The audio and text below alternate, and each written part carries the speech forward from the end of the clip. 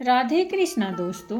तो आज की कहानी रानी जो ज़्यादा अक्लमंद थी। बात बहुत पुरानी है। एक बार एक बूढ़ा राजा के पास आया और बोला, मेहरबानी करके मेरी सहायता कीजिए महाराज। मेरे पड़ोसी ने मेरी बकरियां चुरा ली हैं। राजा ने उसकी बातें ध्यान से सुनी। उसे इस बात से खुशी होती थी कि लोग उसकी अक्लमंदी को पहचानते थे और मानते भी थे। राजा ने फिर पूछा, पर तुम्हारी परेशानी क्या है?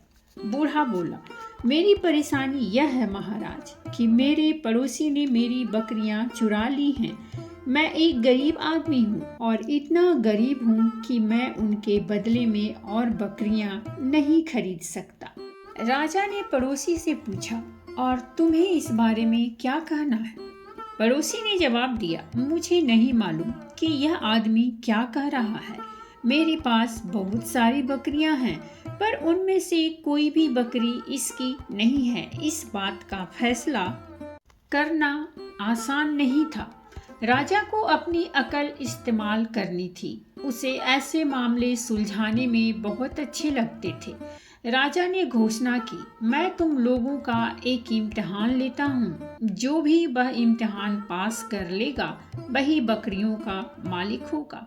जब तक तुम इस सवाल का जवाब दो तब तक तुम अपने घर जा सकते हो। मैं जानना चाहता हूँ कि इस दुनिया में सबसे ज़्यादा तेज चीज़ क्या है। जब तक तुम लोग इस सवाल का जवाब न ढूंढ लो, यहाँ वापस मत आना। दोनों लोग सिर हिलाते हुए अपने अपने घर चले गए।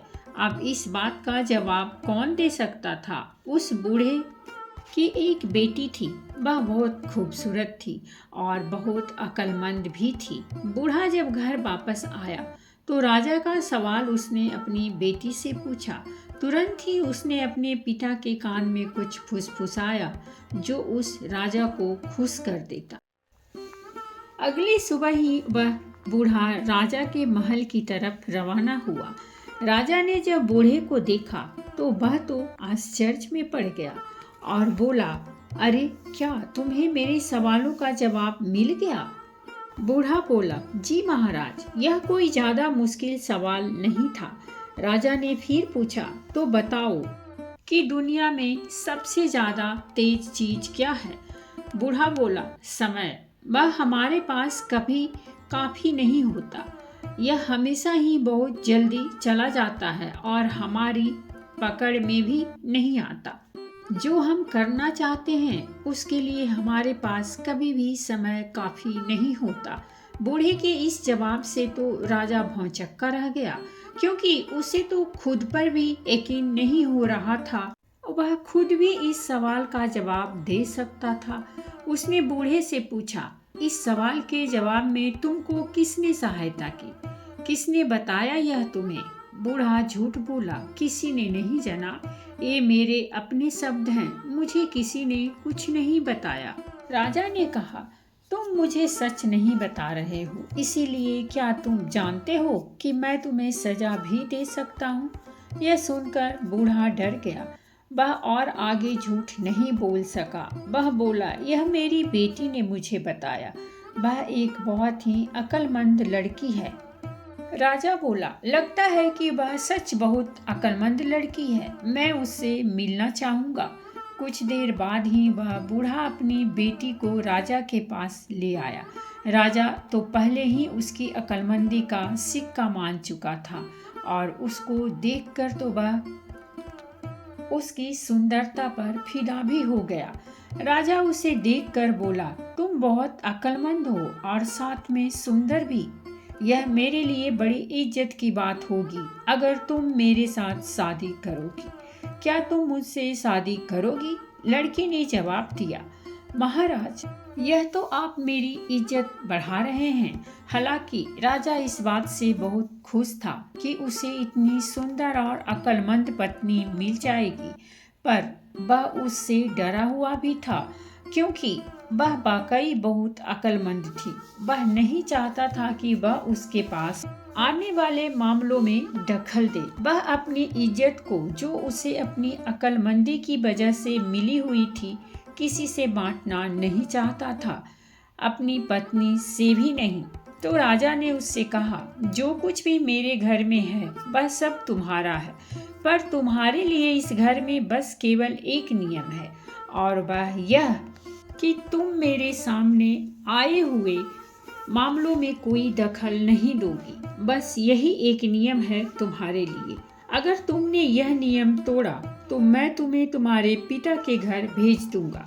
राजा की होने वाली नई पत्नी ने इसके जवाब में केवल मुस्कुरा दिया। कुछ समय तक तो सब ठीक चलता रहा। राजा के पास लोग अपने मामले लेकर आते हैं और वह उन्हें सुलझाता था, और उसकी रानी अपने घर के काम में लगी रहती थी। अक्सर वह राजा के फैसलों को ठीक ही मानती थी। एक दिन राजा ने 2 लड़कों को एक पहेली दी जो अपनी भेड़ों पर लड़ रहे थे। रानी यह बात जानती थी कि वह उस लड़के की सहायता नहीं कर सकती जो सचमुच में भेड़ का मालिक था, लेकिन वह लड़का उस पहेली को लेकर बहुत परेशान था। यह सब देखकर रानी से रहा नहीं गया। उसने उस लड़के से पूछा कि वह इतना परेशान क्यों है। वह लड़का बोला, राजा ने मुझे बिल्कुल ही नामुमकिन काम दे रखा है। उसने हमें एक अंडा दिया है और कहा है कि जो कोई इस अंडे के बच्चे को मुझे सुबह लाकर दिखाएगा, भेड़ें उसी की होंगी। रानी जानती थी कि उसे उस लड़के की सहायता नहीं करनी चाहिए, पर इसका हल बहुत ही साफ था और वह लड़का उस काम को लेकर वाकई बहुत परेशान था। तो वह उसे उसके काम का हल बताए बिना न रह सकी। उसने लड़के से कहा, राजा के पास थोड़ा सा चावल ले जाओ और उससे कहो कि वह उस चावल को आज ही बो दे, ताकि तुम कल सुबह उस अंडे में से निकले बच्चे को वह मुलायम ताज़ा चावल खिला सके। उसे भी पता चल जाएगा कि एक दिन में चावल उगाना उतना ही नामुमकिन है जितना आज के अंडे में से सुबह चूजे का निकालना। लड़का यह सुनकर बहुत खुश हुआ। वह तुरंत ही राजा के पास चावल लेकर भागा गया और जो शब्द रानी ने उससे कहे थे उसने वही शब्द जाकर राजा से कह दिया। पर राजा यह सुनकर खुश नहीं हुआ। वह बहुत गुस्सा हुआ। उसने गुस्से से पूछा, किसने कहा तुमसे यह सब? किसने दिए तुम्हें चावल? तुम्हारे जितने छोटे लड़के के लिए ये शब्द बहुत ज़्यादा अक्लमंदी के हैं। लड़का डर के मारे सच बोलने में घबरा रहा था, इसीलिए वह बोला, ये मेरे ही शब्द हैं, ये मेरे ही विचार हैं, किसी और ने इसमें मेरी कोई सहायता नहीं की है। राजा ने उसे डराया, देख लो, अगर तुम सच नहीं बोल रहे हो तो मैं तुमको सजा दूंगा। इस पर वह लड़का चिल्ला पड़ा, महाराज, इसका जवाब महारानी ने बताया है। उसने सोचा कि आप अक्लमंदी की कद्र करेंगे। इस पर राजा अपनी पत्नी पर बहुत गुस्सा हुआ, क्योंकि उसने उसे एक ही तो नियम मानने को बताया था और वही उसने तोड़ दिया था। उसने उसे अपने सामने बुलाया और उसे बहुत डांटा। उसने कहा, क्या तुम्हें मालूम नहीं कि जो कुछ मेरा है वह तुम्हारा है? मैंने तुम्हें केवल एक ही नियम मानने के लिए कहा था और वह भी तुमसे माना नहीं गया। जाओ, अब तुम अपने पिता के घर चली जाओ। पर यह सब सुनकर भी रानी घबराई नहीं। वह शांति से बोली, ठीक है, पर जाने से पहले मैं आपके लिए एक आखिरी खाना बनाना चाहती हूँ। फिर जो कुछ मेरा है मैं उसे अपने साथ लेकर अपने घर वापस चली जाऊंगी। राजा ने गुस्से में ही जवाब दिया, ठीक है, ठीक है, जो तुम्हें बनाना हो बनाओ, जो तुम्हें करना हो करो, पर देखना यहाँ रात को नहीं ठहरना। रानी ने उस शाम राजा का मनपसंद खाना बनाया और उसे बहुत सारी शराब के साथ खिलाया। खाना खत्म होने से पहले ही राजा शराब में धुत हो चुका था और थोड़ी ही देर में वह सो गया। फिर रानी ने जैसा सोचा था वैसा ही किया। अपने परिवार की सहायता से वह राजा को अपने पिता के घर ले आई। उन्होंने राजा को एक आरामदेह बिस्तर पर सुला दिया, जहां वह सारी रात आराम से सोता रहा।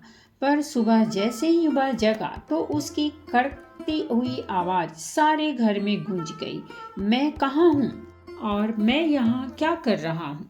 रानी तुरंत ही कमरे में आई और मुस्कुराते हुए बोली, आप मेरे पिता के घर में हैं। याद है आपने कहा था कि मुझे रात आपके घर में नहीं बितानी थी, तो मैं अपने पिता के घर में हूँ। दूसरा, आपने कहा था कि अपनी पसंद की मैं जो कोई भी एक चीज चाहूँ वह आपके घर से ला सकती हूँ, तो मुझे आपकी ही चाहत थी, सो मैं आपको ले आई। राजा यह सुनकर न चाहते हुए भी मुस्कुरा दिया और बोला, यकीनन तुम बहुत ही होशियार हो। चलो मेरे साथ घर वापस चलो। कोई बेवकूफ़ ही होगा जो ऐसी अक्लमंद बीवी को अपने घर से निकालेगा। फिर दोनों खुशी खुशी अपने महल लौट गए। तो दोस्तों, ये थी हमारी आज की कहानी। और अगर कहानी अच्छी लगी हो तो प्लीज़ हमारे चैनल को सब्सक्राइब कीजिए, वीडियो को लाइक और शेयर जरूर कीजिए। कहानी सुनने के लिए बहुत बहुत धन्यवाद। मिलते हैं हम एक नई कहानी के साथ।